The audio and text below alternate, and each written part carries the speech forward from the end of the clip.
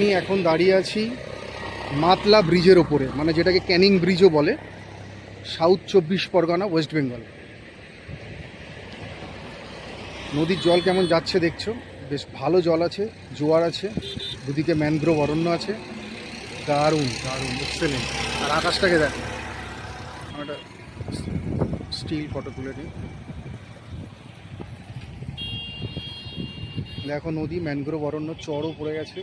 আর এই রাস্তা দিয়ে যদি সোজা যাও ওই 30 থেকে 35 মিনিট লাগবে, সুন্দরবনে পৌঁছে যাবে, যেটা হচ্ছে পৃথিবীর সবথেকে বৃহৎ ম্যানগ্রোভ অরণ্য এবং ভারতবর্ষের শেষ প্রান্তে।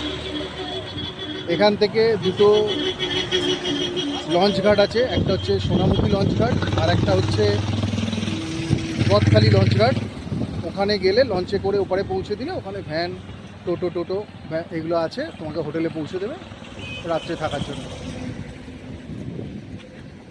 নদীটা এই দিক থেকে আসছে। আর এই যে দূরে এই যে এগুলো দেখাচ্ছি, এগুলো হচ্ছে তোমার, একটু জুম করছি,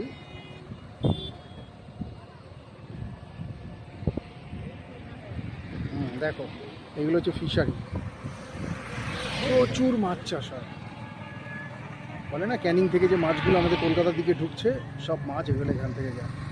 যারা এদিকে থাকে, এদিকে এসছে, তাদের কাছে হয়তো এই ভিডিওটা অতটা গুরুত্বপূর্ণ না, কিন্তু যারা এখানে আসেনি বা দেখেনি তাদের কাছে ইনফরমেশনগুলো ভীষণ গুরুত্বপূর্ণ। মাতলা নদী তারা দেখতে পাচ্ছে, এখন যা জল, বর্ষাকালে তো মাতলা নামই দিয়েছে, সেই জন্যে ভীষণ ভয়ঙ্কর রূপ ধারণ করে এই নদী, ভীষণ ভয়ঙ্কর বর্ষার সময়। খুবই রিস্কি নদী, খুবই রিস্কি। এখন তাও ঠিক আছে, যার জন্যে বর্ষাকালে সুন্দরবনে কেউ ঘুরতে আসে না, বেড়াতে আসে না। এই নদী এত ভয়াবহ। আকাশটাও দারুণ, এক্সেলেন্ট আকাশ।